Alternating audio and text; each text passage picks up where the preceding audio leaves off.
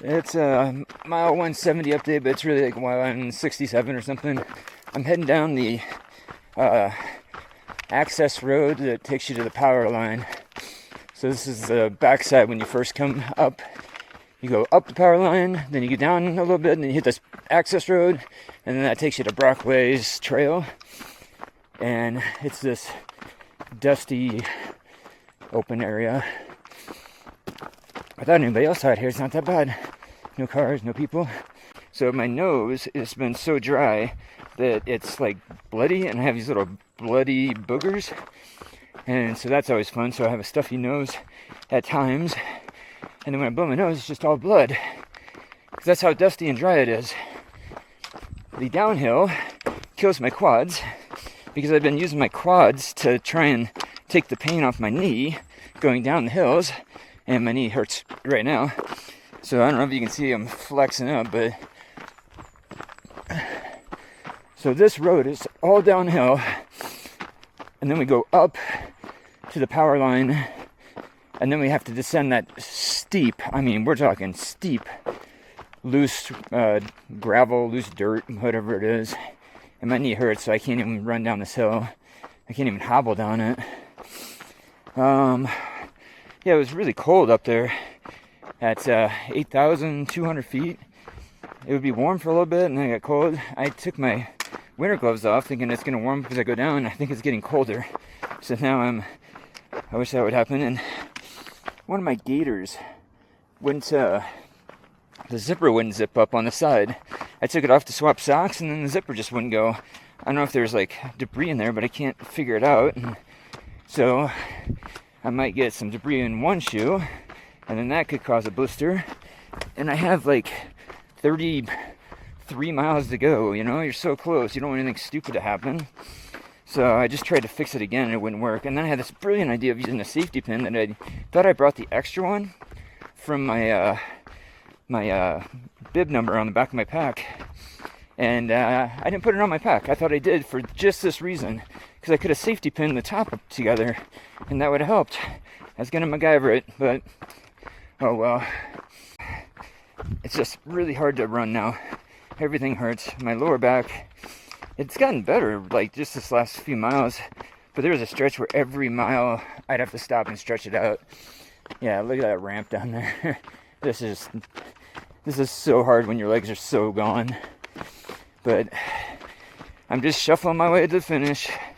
I went from being, maybe I'll get done at 5 o'clock, 80 hours. Maybe I'll get done at 76 hours. And then it went to, maybe I'll get done at 9. 80... What would that be? 84 hours. I'm pretty sure I can break 90 hours unless something horrible happens and I need to take a nap or something, but... Oh, why do I have to go down this hill? So anyways, I'm just rambling, but... That's this main road we have to go all the way down. Took forever to hike up it last night. And yeah, now it's going to take me forever to go down it, which is the irony of it all. This little gadget here on my Koros, you can see the descent.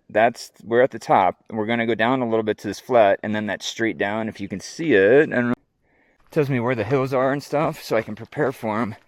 And I can see the power line, how visible it goes straight down. So I can get ready for that. And your other best friend is chapstick. I think I've gone through an entire stick at this race, and I have a backup in my pack. And I use it, I think, every mile I use it. And then if I use my chapstick, I have to take a drink too, because my mouth is usually just as dry. So, things to think about and prepare for. I even put chapstick in drop bags. Hey, look, big hill coming up.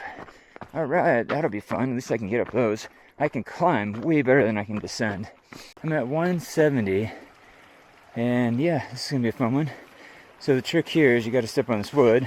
Slide over the tree, across the tree, and back on. But I think this isn't maybe the Jeep Rubicon, the actual Rubicon Trail, but it's very similar to like a Rubicon Trail. So this is where the off-roaders take their big Jeeps. I am still trying to get from Brockway to Village Green, and then you come across this. I didn't see this last night because it was dark. Alright, here we go. This is the beginning of the powerline descent. This is the top half. I haven't even gotten to the steep section, but you gotta kind of zigzag through the brush, and then you gotta fight your way through the brush, and then you gotta hold on for dear life going down the hill.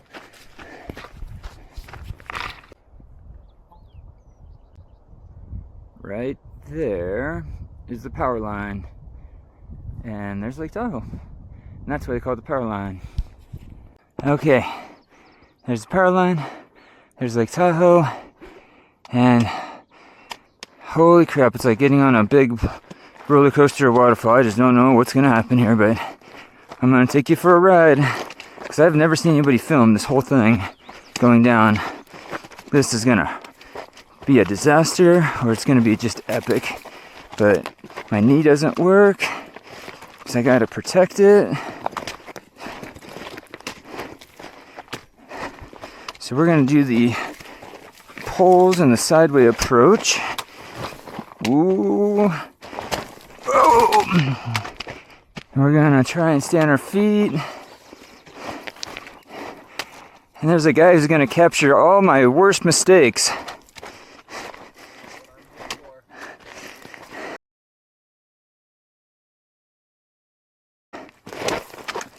Dang.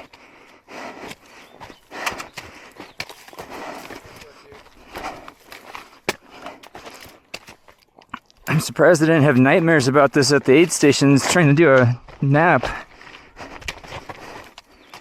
Oh, it's so sketchy. There's nothing holding together. Alright. Somebody's gonna finally see the video of this entire descent. Not just one or two little pieces. Hey, thanks for being out here. Look at this entire bottleneck of rock. It's all ready to go.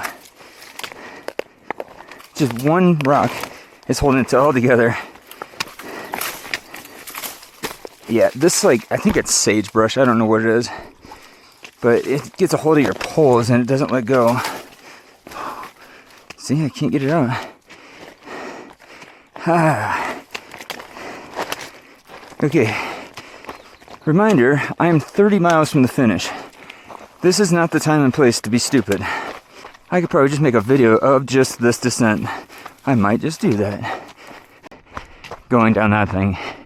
Because when I went up it, my poles were right on my chest. Not the whole time, but it's like 15% minimum grade. 17 to 19 most of the time, and there was a couple stretches of 22s and 26, and those are the ones when you're basically just upright. So if you slip going down, you're going. And then we're gonna go, I think, up there, and then when we get to the other side, I think that's the straight down section. This would be the worst section.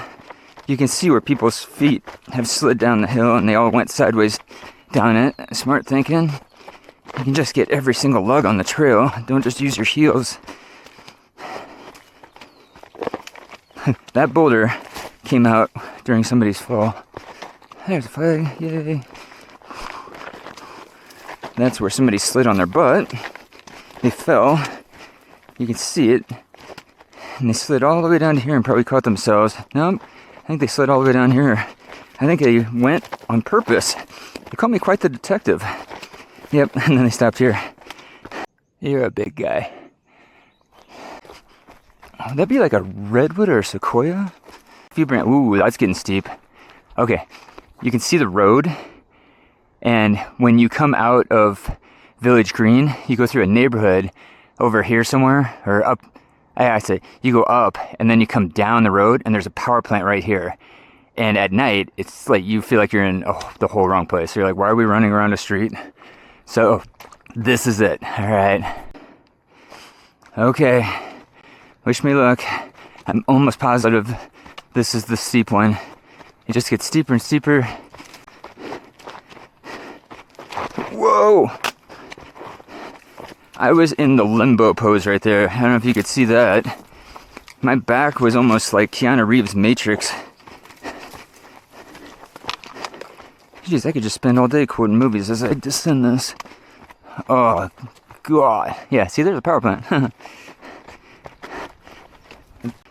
I don't know if you can see how steep this really is, but like wow. Hello, rock. Some sections aren't bad, like this one. You can kind of go down, no big deal, and then just it's straight down for just a split second, and that's where you gotta be careful. So I'm looking at this in the dark. I'm like, where am I going? But you can't. You have to fight your way through the bushes up here.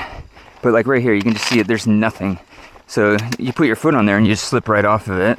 So at night, your headlamp's trying to catch all these smoothed out sections, and oh, so thankful I'm coming through this in the day. I hope this helps somebody who does the Tahoe 200 or the Tahoe Rim Trail, or just wants to come out here and see how fast they can climb this, because I would love to see the fastest known time. Oh, this is so much better than it was last night. Last night I was like, I felt my feet were just going out from under me the whole time. And you kind of have this choose your adventure thing. You go up this way or you go this way. And I think I was picking the wrong way every time. Yeah, I met two guys from Vancouver, and one had gotten nauseous and like was sitting right there. It was bad timing because it made it look like he got nauseous thinking about this climb. But I think it was something he ate at the aid station. So I gave him a gin, sent him on his way. Hey, that wasn't so bad. That's not so bad. That's a Rocky quote, in case you don't know. There's a power plant, and we're done. Yeah. Yeah, that's the power line. Hope you enjoyed that video. That was something. So, yeah, next time you want to test your climbing skills or your descending skills, go try that guy. Hey, I'm filming.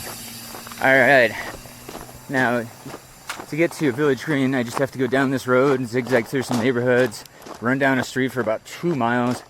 This is probably one of the most boring sections, at least at night. We ran through it at 1 or 2 in the morning. No, we ran through it at like 4 in the morning. 4:30. Nobody was out. Super boring. All right. Yeah, power line. 8 o'clock. I have to cross a highway. Rush hour on a Monday. I never thought that one.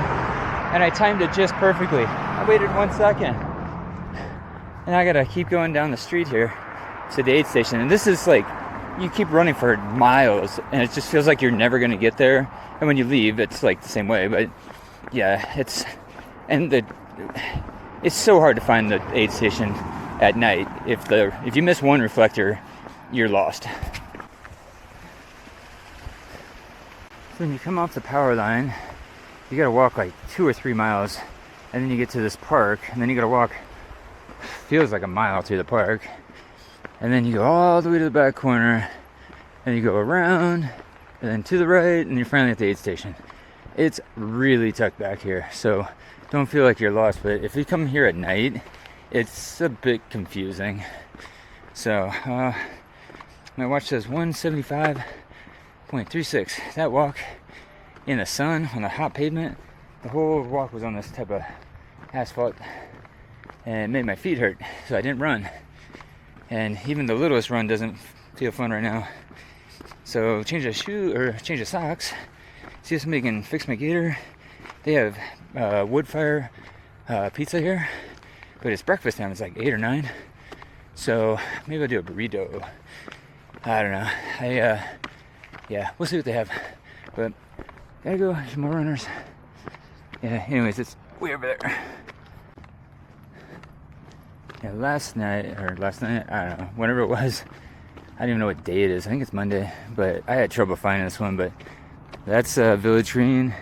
It's behind the softball, baseball fields. That's over there. I'm gonna go get some pizza. All right, I'm leaving Village Green for the last time. Had a pizza, and they're saying, like, all my notes that I took, that was supposed to be 168. And I was thinking, okay, well, why am I at 175? I have no idea. I guess my watch is off, but I'm running the exact course. So I don't know what's going on. Something must be wrong with the GPX file or stats or something. But regardless, I'm supposed to be at 168 or 65 or something, which means it's 20 miles, not 13, to the next one, and then it's 12 miles to the finish. So I have 32 miles to go instead of like 25 or something. I don't know. Whatever it is, I have way more miles to go than I planned on. So that sucks. But I got some sunscreen, and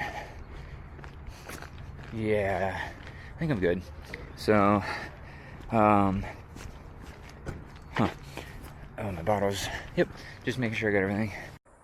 My watch says 180. The reality is it's like 172 probably. I'm going up this gravel road and that way, and I think I've gone 2 miles and I still have like 2.5, 3. It's like a 5-mile climb. It sucks. It's the worst part of this whole course, and it's never ending. And then when we get to the top, we have more climbing, but they're switchbacks. So, and that sun is hot. Man, my chapstick I have a cut in my lip in the middle from the dryness. And I keep having deja vu, like the whole race. It's so ridiculous. And I'm like, am I tricking myself? But I had deja vu here, because I swear I've seen this train over here. We came here last year or 2 years ago. 2 years ago after canyons, and walked up this trail looking for this monkey rock, and some lady asked me where it was. I'm like, I've heard of it, but I can't remember where it's at. Yeah, so I've actually been on this gravel road before, and now I know why I'm having deja vu. I can't zoom in, I'm sorry, but the monkey rock, it's a monkey with a little frowny face. He's got an arm on each side and a grumpy face. I just looked over,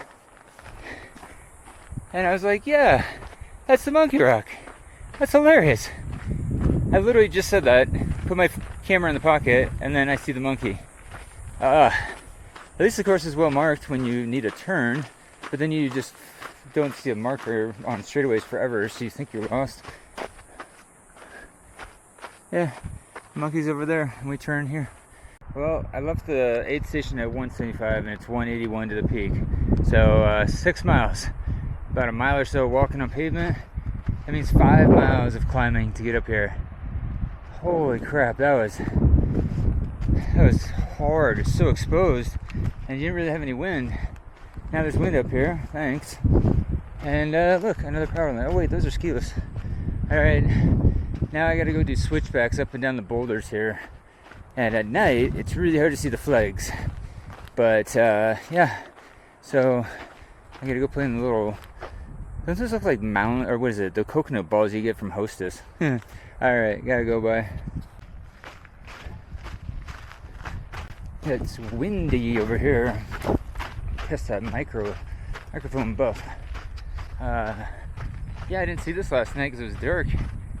Kind of it looks like a dried up lake, but it's grassy down there. It's kind of looks like dirty water, but that's really cool how the boulders are there.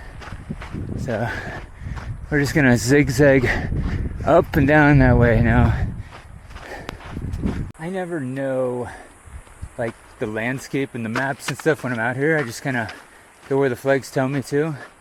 But I think what we're doing is we're zigzagging all the way up there, which is a high point, and then we go back down, and then we go up.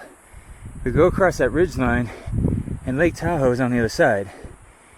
And then that open area, I think we crossed that last night, and it was so windy. It was like, it felt like 20 degrees up there, and I just hauled it through there. So I think we're heading that way, but I don't know. We'll see, but I think we loop up around here. I suppose I'm at 182, but it's probably like 170. There's 2 gals up ahead of me. I've been on this switchback forever. I mean, you can't even see the road we came. You see the valley way over there. It's probably where we came. Actually, it's over there. But anyways, I was just thinking, I've been alone for at least 40 miles. The last 40 miles, maybe more. Yeah.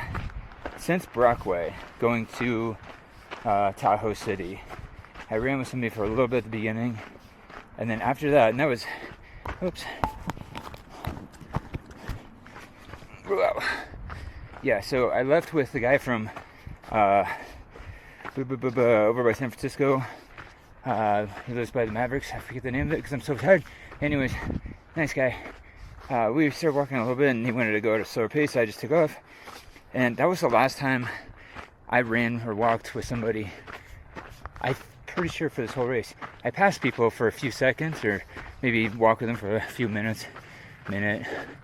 But to do huge legs together, I've done this thing all on my own for most of the second half. Whew. And it's kind of hard, but I saw that valley multiple times. I think you see it at the start from some other angle.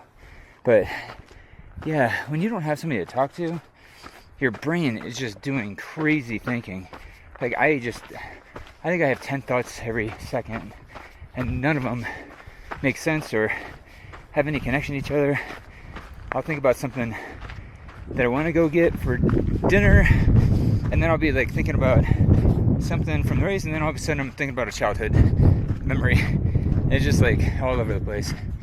But we're almost to the peak. So I was just see these two girls, and I'm like, if I can light a gear, I think that's Cherry. She's race bib number 1.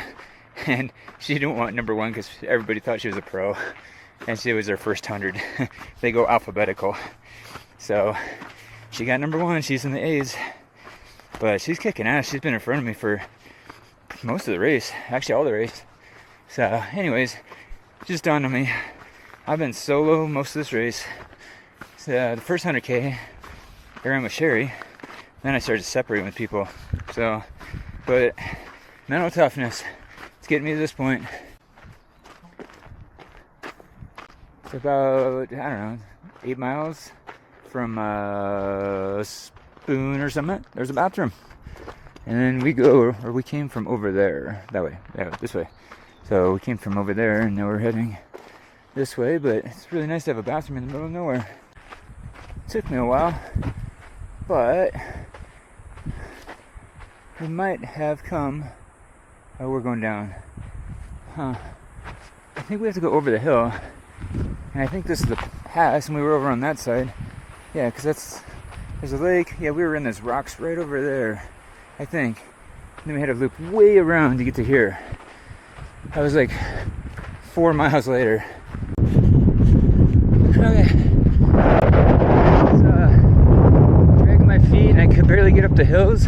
I was like, a hill like this, I could barely get going. So I found the flattest rock I could, and I slept the most awkward way for 20 minutes, and I fell asleep instantly. I had the hardest time trying to sleep up till 50 hours, and now I just fall asleep as soon as I put my head down. But it's super windy out here. I want it to be windy on the mic because it is freaking cold. Like, I need to get my coat out, but we're just going across the ridge line. So if I can just get out of the wind, I'll be fine. But it is so freaking cold. But there's a lake, and that's where the wind's coming from. That's why it's cold. But so I found a flat rock, the flattest rock I could, and it was kind of slanted.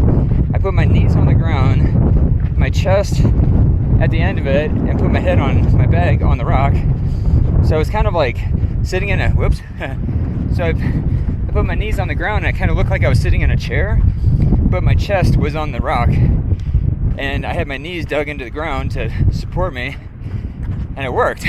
I didn't think it would. I thought it was going to be painful and uncomfortable. But when you're really tired, I guess it doesn't matter. So I think I'm up to 2.5 hours of sleep in 4 days and 3 nights. Holy crap. I bet you tonight, I will follow up. I bet you I sleep for like 2 hours and then I'm awake. 30 minutes and then I'm awake. Or some crap like that. But if I just fall asleep for like 10 hours straight, I'd wake up like a whole new person. Whew. Okay, I think I'm 2 miles away from Spooner, and then it's 18 miles to the finish. There we go. 2 miles to Spooner, and then 18 miles to the finish. And there's a 6-mile climb to the summit, and then it's 12 miles roughly down to the finish. So if I can shuffle my feet and get like 3 miles per hour, you know, I can maybe get done by 10, 11 o'clock. But it might be midnight. Depends on how long I have to sit at this aid station to get food and recover. Because I'm trying to shuffle fast to get to this next aid station, the last one, so I can get done. But I was, Christina said like where I'm at in the field right now, and it's kind of motivation to keep going fast. I don't care like where I place. I mean, if 5 people pass me between now and then, big deal. But it's kind of fun saying you're at whatever place your first time out and you have no idea what you're doing, and all the things that messed up, which I'm gonna have to like go over later. And if I ever do this again, not sure, probably not, I don't know. But there's so many little things that were just stupid, like not checking your watch face stats and stuff. I was like, I'm using total time or total distance that's not even accurate. It's like, I don't know what it's running off of. So, but there is one other screen on here that's counting backwards. So I'm using that one. I just know I got to get to 18, and then it's just count down, you know, 15 left, 14 left, which would actually be kind of cool if it's counting down versus seeing a number go up. So if it's counting down, it feels like you're getting closer quicker. But yeah, I'm I'm just kind of going on willpower right now, I guess. So I took a little 15-minute nap before I went to cross that what do you call that thing? The ridge line. That's it. I took a 15-minute nap before the ridge line. I got 5 feet into the ridge line after I said I wasn't going to use my coat, and I put it on, and I needed it for all of 5 minutes or maybe 10, but it was really cold. And then I had to stop and take it off, and so that kind of slowed me down. But the nap, I think, helps. I might have to take one more. I don't know. We'll see. I'm going to be running on fumes at the end here. I've never done anything like this. I don't even know how I'll feel when I cross the line. I don't even know if I can walk down the hills to get to the thing. I might just be a zombie coming across the finish line. But we'll see. So anyways, that's like I'm at mile 182 then? Something like that. So the 180 we check in.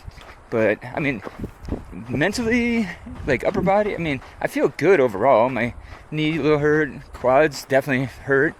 But it's mostly for just fighting the downhills. If I could just stride out, I'd be at the spoon already. But I can't. So I'm just fighting everything. Yeah, so lesson learned about that ridgeline.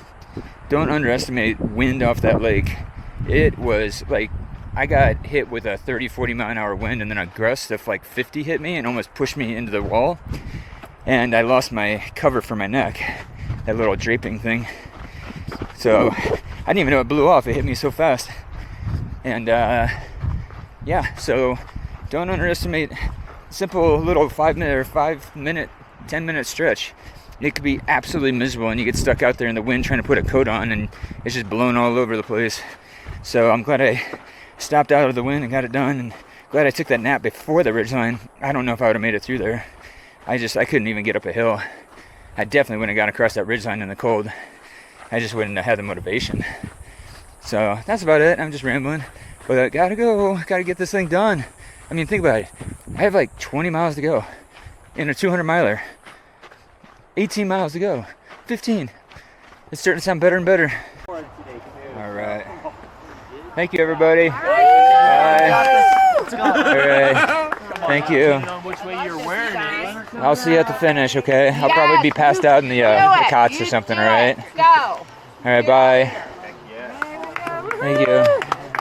Hey, I'll see you at the finish, all right? Yeah, might be a while.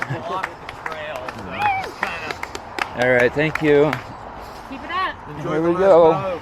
Right, I am so freaking cold, but I fell asleep for 10 minutes. A 10-minute cat nap before I left for this. That's so that might awesome. that might be the best thing. To the left there. Up there. Hey, what's your name? I'm Brian. Brian. Okay, thank you so much. You're welcome. Bye. And his license plate says field trip. Funny. All right. 18 miles to glory. Here we go. I have 5 miles of the up done. and working on the last one or two, I guess, almost the second one. And this is the least windy spot. It's really windy, and that wind is cold. So if I can get to the turnaround, which has snow, it's really cold, it's extremely windy. I'll definitely have to put the windbreaker on, but that's like almost puffy jack cold. It's really, really bad up there, especially when it's windy. But this will be my last update before the finish line, because I need my hands to get up this mountain and get down it. My legs are shot. But all I can think about is needing help to get to the cot after the finish line. That is going to be a chore. And then I'm wondering, how am I going to get out of the cot? If I sleep for 8 hours, I'm going to be so stiff. I'm going to need my trekking poles to get home. I have them out everywhere. Walk into the gas station, use the bathroom, have trekking poles. Probably get kicked out. You can't have those. Anyways, so there's the sun setting through the forest. Alright, wish me luck. I have just under 14 to go.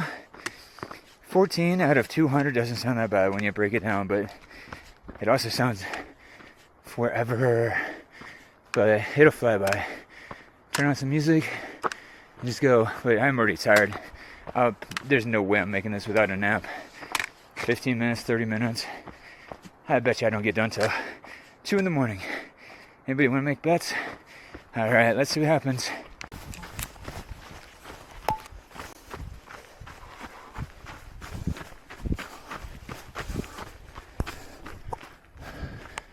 I don't know exactly where the finish line is, but it's coming up and I don't want to freaking trip. So close. I'm really trying to push it. If I keep going hard, I could break 40, or was it 88, 89 hours. Yeah, that's it. Yeah, I've been trying to break 89 hours for 4 miles. I just had to lay on the gas the whole time. And I can't run. So this is so hard. But you can see lights over there. And I'm trying. So we're gonna just run this in. Well, shuffle it in.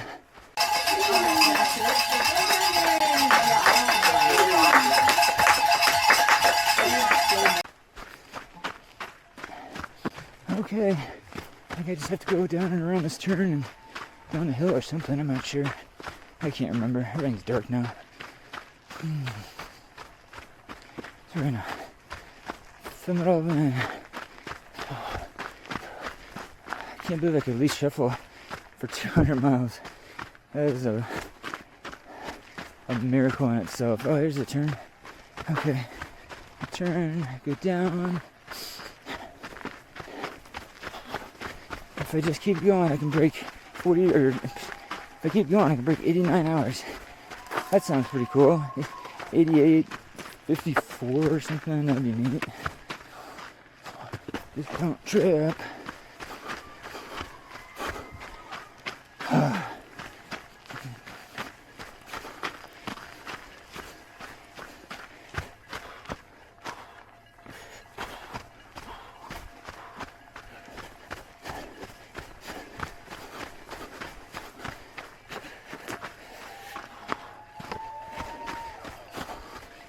Oh, we're so close. Let's see if he does it.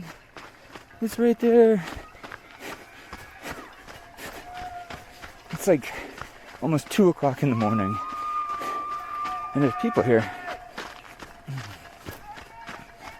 Oh, here we go. Down. Oh gosh, there's my knee. It's just killing me. I would just give it everything I had at the end here. Why not? I'm not racing for a while. Okay, little stairs. Oh, dust here. I can't. My knee is just killing me. Oh,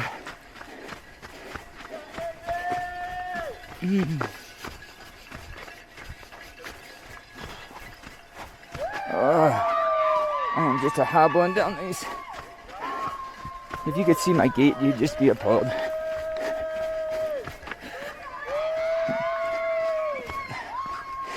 It's nice people are here at 2 in the morning to share. That's so cool. Okay, there it is. There's the end. There's the end. Now we just have to go around. Go around the corner. Down to the parking lot. Don't trip. We're doing 200 miles on a bum knee. Yeah, oh crap, I gotta go this way. Come on! Come on! No! I have 5 minutes to spare. Oh, my knee is killing me. He's slowing down. He's slowing down. Ah.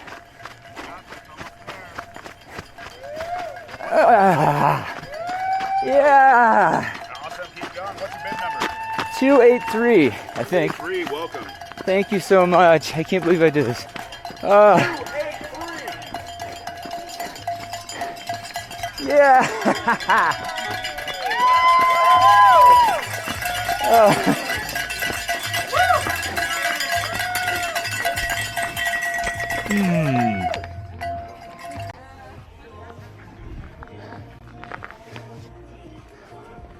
Did it. That's my headlamp off. There we go. 200 miles. Couldn't run one single mile. I could only shuffle. I still did it. Way to go.